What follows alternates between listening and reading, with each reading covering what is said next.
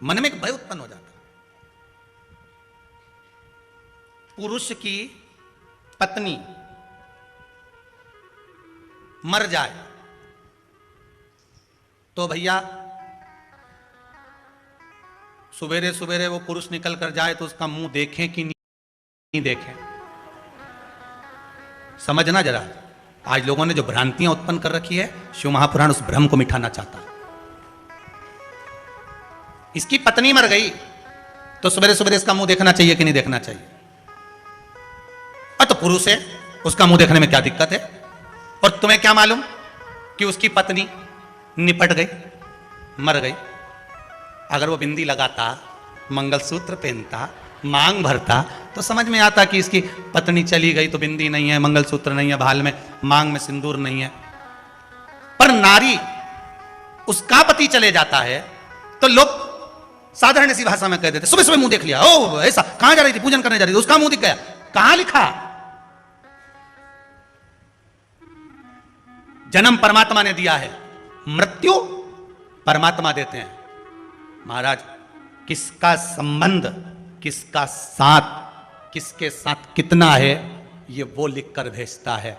तुम किसी का मुख देखकर ये निर्णय नहीं ले सकते कि ये गलत है कि सही है।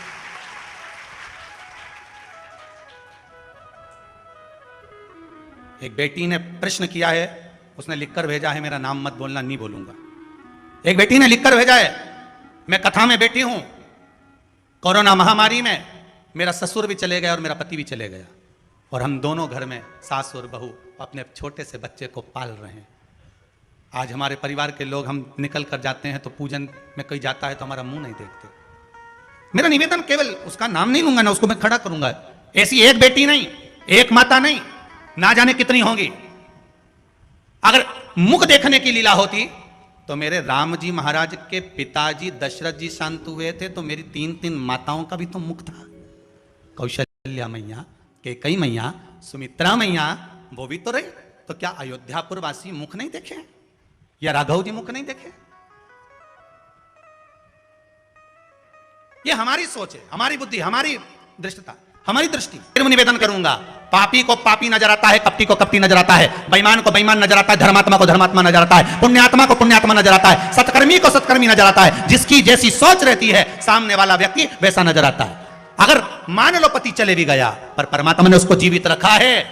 क्यों रखा है? कि जाने वाला तो चले गया, पर तू जितना दान करेगी, पुण्य करेगी, भजन करेगी, स्मरण करेगी। जैसे पति नौकरी करता है और नौकरी करने पर चले जाता है तो पत्नी को आधी तनख्वाह आती है, उसी तरह पति के जाने के बाद पत्नी जितना दान करती है, पुण्य करती है, सत्कर्म करती है, उसका आधा हिस्सा पति के खाते में जाता है।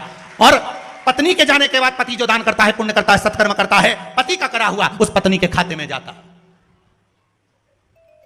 अब सत्कर्म करने के लिए छोड़ा है, दान करने के लिए, भजन करने के लिए। करो एकादशी का व्रत, करो प्रदोष का व्रत, करो शिवरात्रि का व्रत, हर महीने आती है, करो भगवान का भजन, उसका पुण्य आधा उसके खाते में जाए।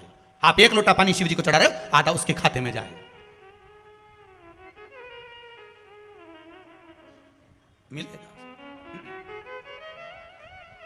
जब दोनों साथ रहते हैं ना, बहुत ध्यान देना महाराज, पति पत्नी दोनों साथ रहते हैं ना, अच्छा दोनों साथ रहते हैं और साथ रहकर जब सारी पूजन पाठ करते हैं और वो टच करके बैठी रहती है, तब भले खाते में नहीं जाए, पर जब एक रह जाता है, क्योंकि परमात्मा के यहाँ से लिखा है, जाना तो किसी को भी आगे पीछे है, वो तो उसके हाथ में, एक जब रह जाता है तब उसका हिस्से का भाग उधर पहुंच जाता है।